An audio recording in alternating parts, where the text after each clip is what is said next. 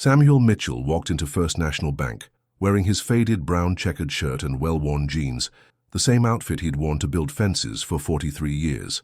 His weathered hands, stained with decades of honest work, gripped a manila folder containing papers that would change everything. The marble floors gleamed beneath his dusty work boots as he approached the loan officer's desk.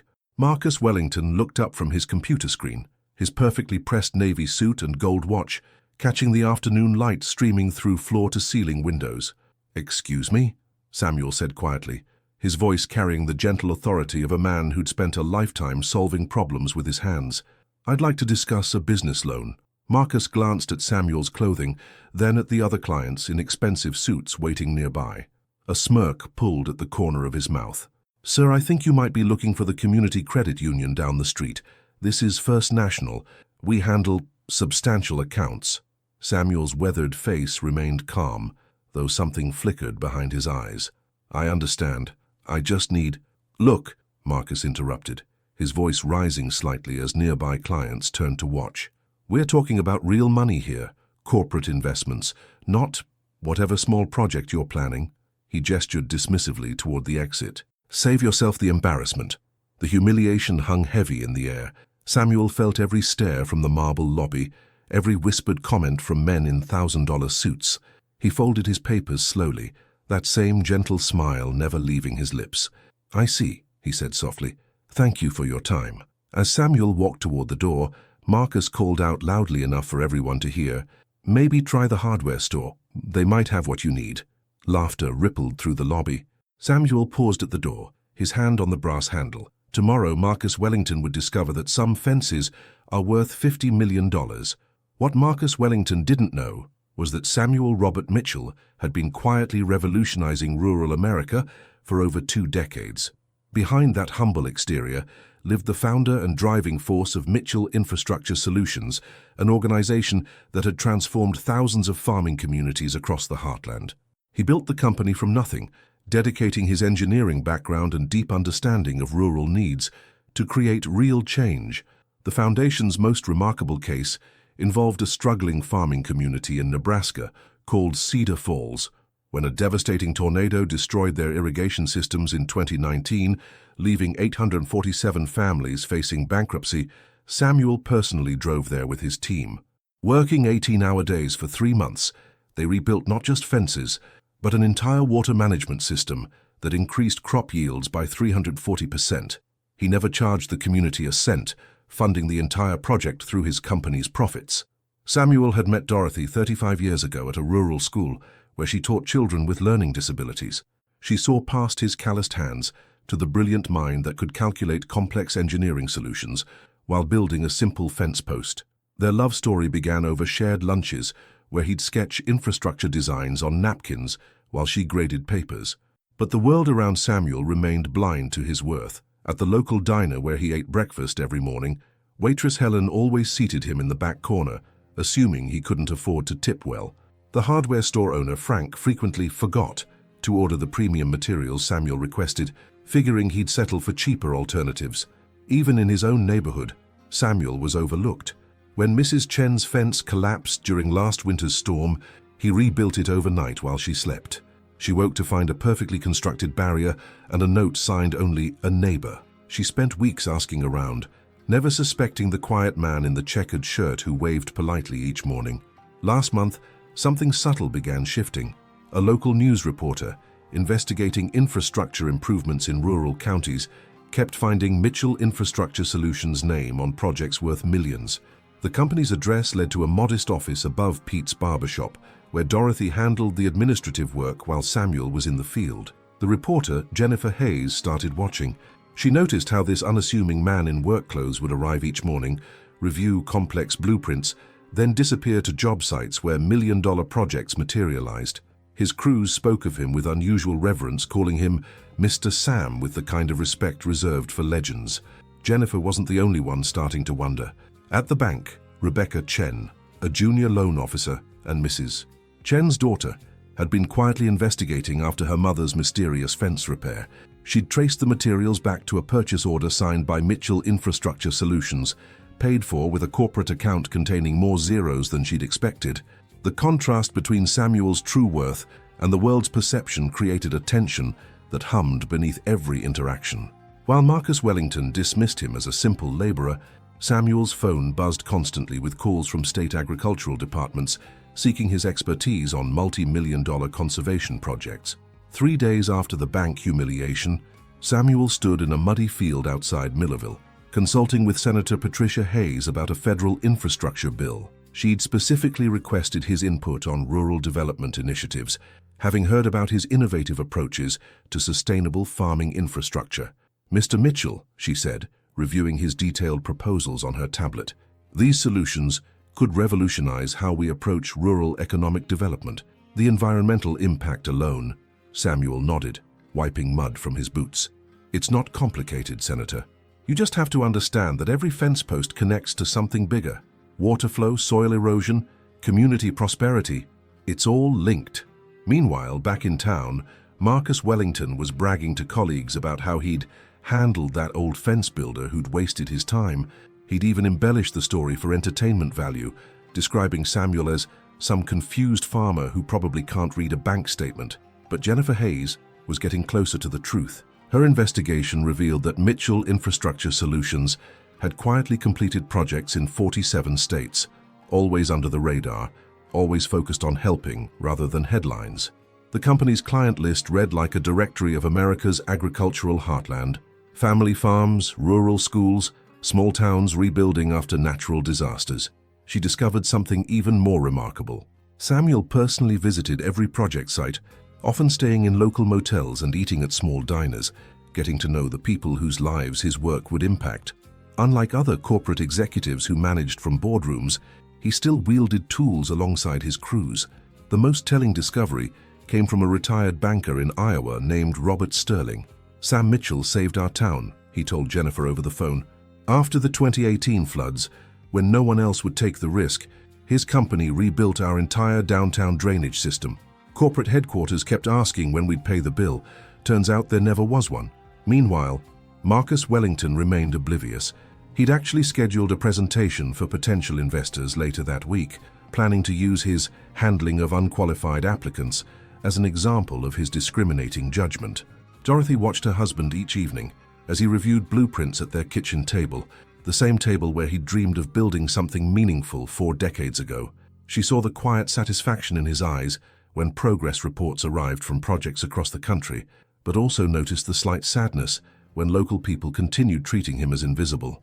"Maybe it's time," she suggested gently one evening, knowing he'd understand. Samuel looked up from his plans, considering her words. He'd spent so many years building in silence, letting his work speak rather than seeking recognition. Tomorrow, that silence would finally break. Jennifer Hayes had been tracking the mystery for 3 weeks when her editor approved the investigative piece.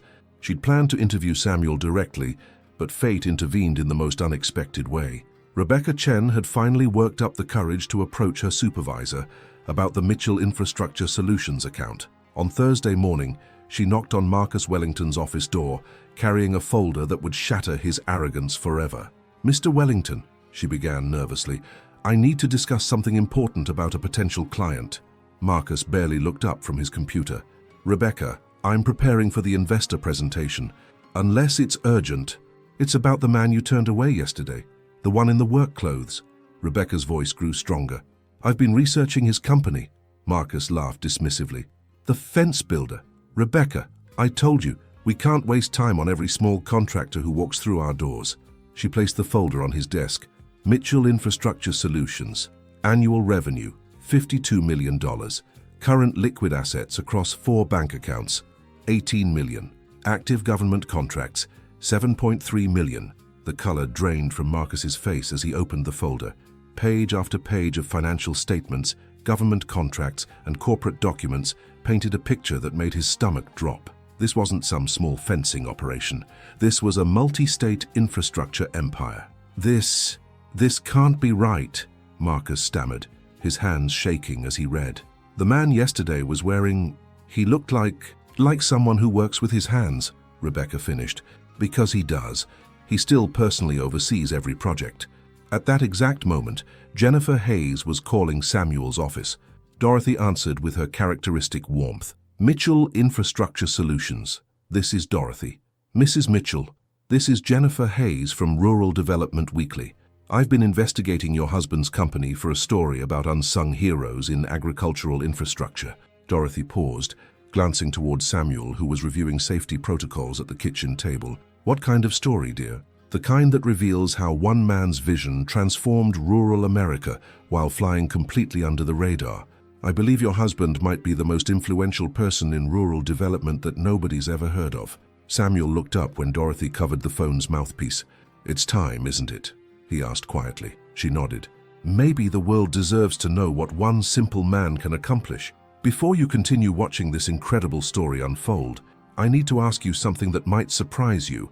Have you ever subscribed to a channel that consistently shares stories this powerful? If not, there's a small button below this video that connects you to more tales of ordinary people doing extraordinary things. Trust me, you won't want to miss what's coming next. Back at First National Bank, Marcus was frantically calling his supervisor. Sir, we may have made a significant error. The client I mentioned yesterday, the one I turned away, the fence builder you were bragging about? His supervisor asked impatiently. He's not just a fence builder. His company is worth over $50 million. We just lost potentially the largest client account in our branch's history. The silence on the other end of the phone was deafening. Meanwhile, Samuel was having his own conversation with Dorothy. If we're doing this, he said, folding his blueprints, we do it right. No fanfare, no revenge, just truth. Dorothy smiled, remembering the young man who'd once promised to build something meaningful with his life. I'll make some calls. By noon, 3 things were happening simultaneously. Jennifer Hayes was fact-checking her story with government officials who confirmed Samuel's projects had impacted over 200,000 rural families. Marcus Wellington was being called into an emergency meeting with the bank's regional director, and Dorothy was preparing for a visit that would change everything.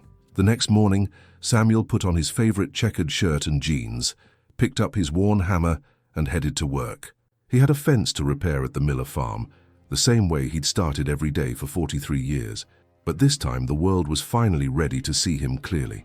At 10:30 a.m. the following morning, a black Lincoln Continental pulled up to First National Bank. Dorothy Mitchell stepped out wearing her best navy dress and pearl necklace, the same outfit she'd worn to accept Samuel's humanitarian award from the Agricultural Development Council 5 years earlier. She carried a leather portfolio containing documents that would rewrite Marcus Wellington's understanding of wealth, dignity, and respect. Marcus was in his office, still reeling from yesterday's discovery, when Rebecca knocked again. Mr. Wellington, there's a lady here to see you. She says she's Mrs. Mitchell. His stomach lurched. Through his office window, he could see an elegant woman in the lobby, commanding the same respectful attention he'd always craved. Other clients nodded politely as she passed, recognizing something in her bearing that spoke of quiet authority. Mrs. Mitchell, Marcus said, approaching with forced confidence, I believe there may have been some misunderstanding yesterday. Dorothy's eyes, sharp with intelligence earned through decades of teaching difficult children, fixed on him calmly. Mr. Wellington, there was no misunderstanding. You saw my husband exactly as you chose to see him. She opened her portfolio on the marble counter, where Samuel had stood humiliated just 24 hours earlier. Mitchell Infrastructure Solutions quarterly reports for the past 5 years. Current project valuation, $87 million. We're consolidating our banking relationships and selecting one primary institution for our expanding operations. Marcus stared at the numbers, his trained banker's eye immediately recognizing the significance. This wasn't just money. This was the kind of generational wealth that built banks' reputations. We would be honored to, he began. Yesterday, you suggested my husband try the hardware store, Dorothy continued, her voice maintaining its teacher's patience. Today I'm here to inform you that Mitchell Infrastructure Solutions will be transferring our accounts to Farmers First National. They've always understood that real wealth often wears work clothes. The lobby had grown quiet. Other clients, including several who'd witnessed yesterday's humiliation, were watching this elegant woman systematically dismantle Marcus Wellington's assumptions about class and value. Mrs. Mitchell, please, Marcus said, sweat beading on his forehead. If I could just speak with your husband. My husband is building a fence for the Miller family, Dorothy replied. Their granddaughter Emma has special needs, and Samuel is creating a safe play area where she can explore without danger. He won't charge them a penny, just like he didn't charge the Chen family or the Rodriguez family or the 847 families in Cedar Falls. She closed the portfolio with finality. Samuel has spent 43 years proving his worth through actions rather than words. Yesterday, you proved your character through words rather than wisdom. As Dorothy turned to leave, Marcus made one last desperate attempt. We could arrange a meeting? Perhaps offer special terms. She paused at the door, the same spot where Samuel had stood yesterday. Mr. Wellington, my husband doesn't need your approval or your apologies. He needs your respect, which apparently isn't for sale at any price. Meanwhile, at the Miller farm, Samuel was teaching 8-year-old Emma how to hold a hammer properly. Her developmental delays made learning difficult, but her joy at helping Mr. Sam build her special fence was unmistakable. Every post has to be strong, he explained patiently, guiding her small hands, not because it's important by itself, but because it protects something precious. Emma nodded seriously, concentrating on her task. To her, Samuel wasn't a multi-millionaire infrastructure magnate. He was simply the kind man who listened when she talked about her favorite butterflies and built fences where they could safely land. When Dorothy found him there an hour later, Samuel was sitting on the completed fence with Emma, both of them watching butterflies dance in the afternoon sunlight. How did it go? He asked quietly. Justice served, Dorothy replied, sitting beside them. But you already knew that wasn't the important part. Samuel smiled, watching Emma chase a monarch butterfly around her new safe space. No, he agreed. This is. 6 months later, Jennifer Hayes's article about Samuel Mitchell had been reprinted in 17 publications and nominated for a journalism award. But Samuel still woke up each morning at 5:30, put on his checkered shirt and jeans, and headed out to build fences. The difference was that people finally saw him clearly.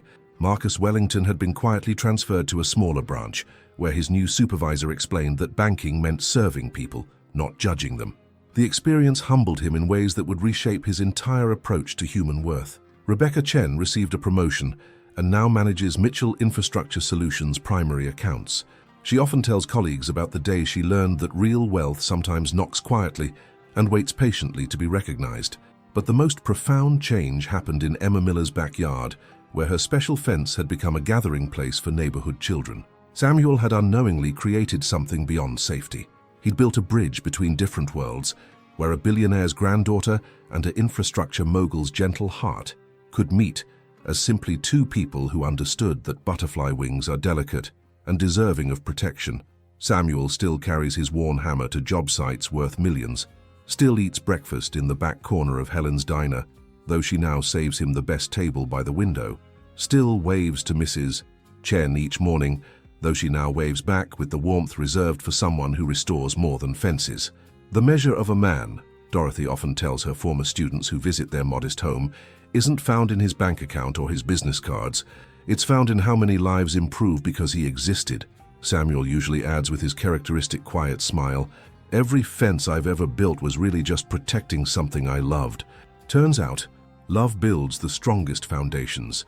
In a world that often mistakes noise for importance and flash for substance, Samuel Robert Mitchell reminds us that true greatness sometimes drives an old pickup truck, works with calloused hands, and chooses kindness over recognition every single day. The next time you see someone dismissed because of their appearance or occupation, remember Samuel's story. Remember that the person society overlooks might be the very one holding it together, one fence post at a time. Sometimes the richest heart beats beneath the simplest shirt, and sometimes the most powerful person in the room is the one you almost didn't notice. If you felt something powerful in Samuel's story, there's another tale waiting that will touch your soul even deeper. It's about a janitor whose mop bucket held secrets that changed everything.